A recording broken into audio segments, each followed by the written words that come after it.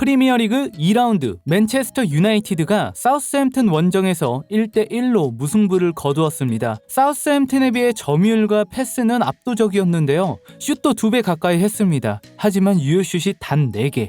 90분 내내 사우스햄튼의 압박을 못 이겨내면서 졸전을 펼쳤다고 봐도 무방한 경기력이었습니다.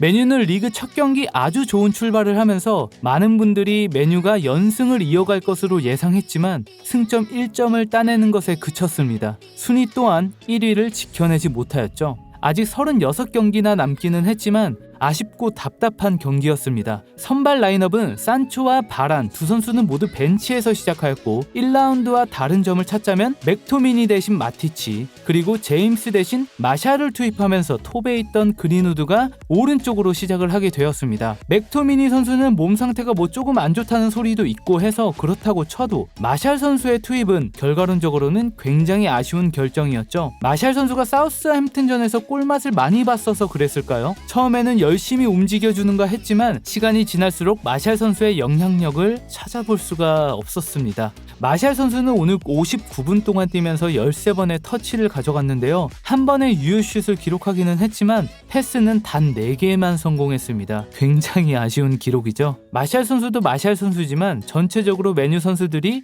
사우스햄튼 선수들에게 굉장히 많이 휘둘렸습니다. 시작한 지 1분도 안 돼서부터 위험 지역에서 세트피스를 내주면서 위기를 맞이하기도 했고 제임스 워드 프라우스의 센스 있는 프리킥을 데아 선수가 잘 선방했지만 이후에도 계속해서 상대방의 압박에 쫓기면서 후방 빌드업부터 상당히 고전을 했죠.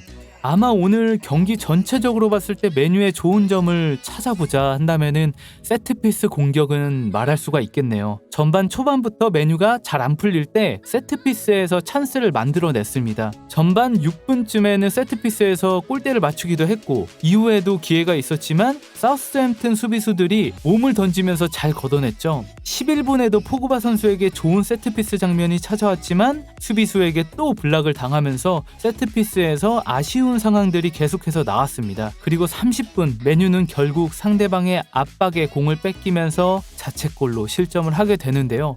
이 골에는 좀 말들이 많죠. 사실 이 골의 시작점, 이 실점의 시작점은 루크쇼, 메가이어, 마티치 선수 쪽에서 시작되었습니다. 상대방 압박이 강함에도 불구하고 짧은 패스를 시도했고 결국 프레드가 걷어낸다는 그 시점부터 시작이 되었습니다. 프레드가 걷어낸 것이 브루노에게 갔는데요. 여기서 이제 브루노 선수가 파울을 당한 것처럼 보이기도 했지만 주심이 그대로 넘어갔습니다. 이후 사우스햄튼의 슛이 프레드의 발에 굴절되면서 데아 선수가 반응을 하려고 했지만 너무 구석이라 못 막죠. 이렇게 각도로 굴절되면은 이거는 데아 선수도 어쩔 수가 없는 실점이었습니다. VAR 볼 수도 있지 않을까 생각을 했지만 골로 인정이 되었고요. 프레드 선수는 자책골은 어떻게 보면 수비하는 과정에서 나온 결과이기 때문에 어쩔 수 없지만 오늘 프레드 선수도 분명히 아쉬운 장면들이 많았습니다. 스탯만 보면은 나쁘지 않은 스탯을 기록했어요. 볼 경합 9번 승리, 태클 2회 성공, 블락 4회, 키패스도 2번이나 기록을 했습니다. 그리고 굉장히 허슬 플레이도 많이 했죠. 하지만 풀타임 경기를 보신 분들은 프레드의 허슬 플레이도 볼 수 있었지만 프레드 선수가 흐름을 계속 끊어내는 패스 미스나 공을 지켜내야 하는 과정에서도 불안하게 상대 선수 압박을 굉장히 많이 허용하기도 했고요. 말 그대로 기록한 스탯에 비해서 프레드 선수는 오늘 굉장히 불안했습니다.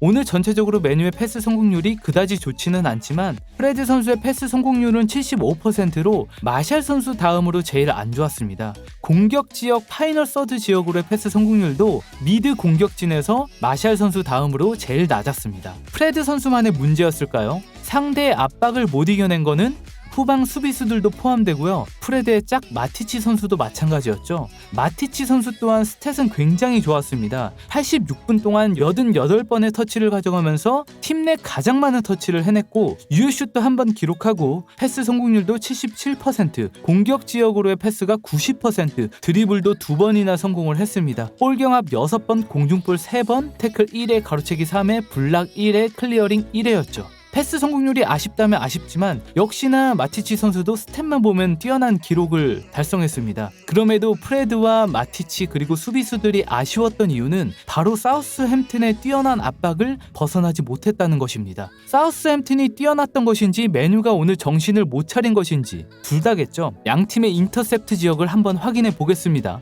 메뉴부터 보겠습니다. 메뉴는 우리의 골대 박스 근처에서만 수비적인 인터셉트를 해냈습니다. 반면 사우스햄튼은 자신의 골대는 물론 하프라인 근처에서 굉장히 많은 인터셉트를 해냈고 심지어 하프라인 위쪽 메뉴의 후방 지역에서도 4번이나 기록을 했습니다. 굉장히 공격적인 인터셉트 기록이죠. 그리고 성공한 태클도 한번 볼까요? 메뉴는 상대 지역에서 단 4개의 태클만 성공했는데 반면 사우스햄튼은 메뉴의 지역에서 무려 10개의 태클을 성공했습니다. 이런 지표들만 봐도 사우스햄튼이 얼마나 메뉴의 지역으로 침투해서 압박을 강하게 했는지 그리고 얼마나 유효했는지도 볼 수 있는 기록이죠. 메뉴의 후방 자원들이 굉장히 고전을 했다는 것입니다. 브루노와 포그바 선수가 후방을 도와주려고 내려와서 플레이도 하기는 했지만 역시나 쉽게 풀리지 않았습니다. 리즈전처럼 제임스 맥토미니 같이 경기장에서 상대와 전방 압박을 서로 맞불로 붙을 수 있는 선수들이 있었으면 어땠을까요? 맥토미니 선수는 몸 상태가 조금 안 좋았다고 하더라도 제임스 선수의 에너지 정도는 필요하지 않았을까라는 전반전의 느낌이었습니다. 후반전에 들어와서는 포그바 선수가 경기를 뒤집기 위해서 정말 열심히 뛰었습니다. 그리고 결국 1라운드에 좋았던 포그바, 브루노, 그린우드 조합이 후반 55분 동점골을 만들어내면서 희망의 불씨를 살려냈죠.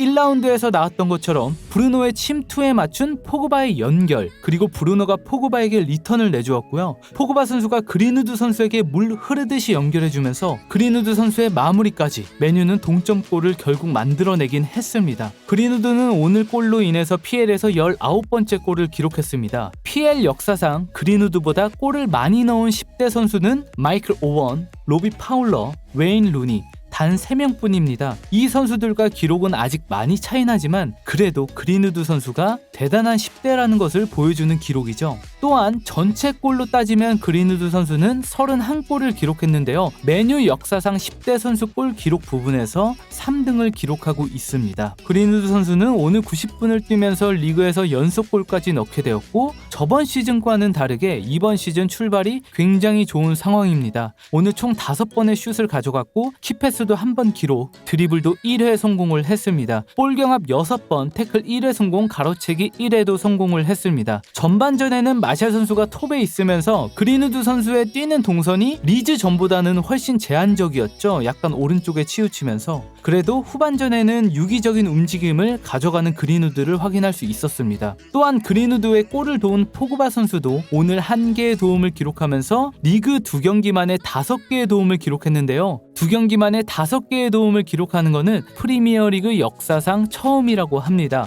포그바 선수는 90분 동안 4개의 슛, 1개의 키패스, 그리고 5번의 드리블 성공, 9번의 볼 경합, 2번의 공중 볼 경합 승리를 가져갔습니다. 포그바 선수는 도움을 기록하고 나서도 59분쯤에 혼자서 수비수들을 흔들면서 골에 가까운 장면들을 만들어내기도 했습니다. 오늘 경기 결과는 아쉬웠지만 포그바 선수가 계속 이런 폼을 유지해줬으면 좋겠습니다. 솔샤르 감독은 포그바 선수의 재계약 질문에 포그바는 최고의 선수이고 클럽과 포그바 대리인이 대화를 계속해서 하고 있다고 말을 했습니다. 포그바 선수를 아끼며 그가 잘 플레이하기를 원한다고 말했습니다. 메뉴에 동점골이 들어간 이후 솔샤르 감독의 선택은 바로 산초 선수였습니다. 당연히 마샬 선수와 교체를 했는데요. 산초 선수가 확실히 몸 상태가 좋다고까지는 볼 수 있는 건 아니었지만 그래도 마샬 선수 대신에 나오고 나서는 메뉴가 2-3번의 좋은 장면들을 이어서 만들어냈습니다. 산초 선수는 31분 동안 23번의 터치를 가져가면서 슛은 기록하지 못했지만 패스 성공률 81%, 공격 지역 패스 성공률 78%, 키패스 1회, 드리블 1회를 성공했습니다. 역시나 좌우 가리지 않고 이동하면서 뛰는 모습을 확인할 수 있었습니다. 그리고 오늘 키퍼 데아 선수도 좋은 역할을 해주었습니다. 후반 73분 메뉴의 수비진이 다시 한번 정신을 못 차렸는데요. 이때는 메가이어 선수였습니다. 완벽한 사우스햄튼의 찬스였고 데아 선수가 놀라운 선방으로 메뉴의 승점 1점을 지켜냈습니다. 오늘 경기의 MOM은 누구일까요? MOM을 뽑는 과정에서 아주 재미있는 일이 있었는데요. 메뉴에서 공식적으로 MOM 투표를 하는 하는데 포그바 선수의 이름을 빼놓고 투표를 시작했습니다. 이후에 결국 다시 포그바 선수의 이름을 올려서 재투표를 하는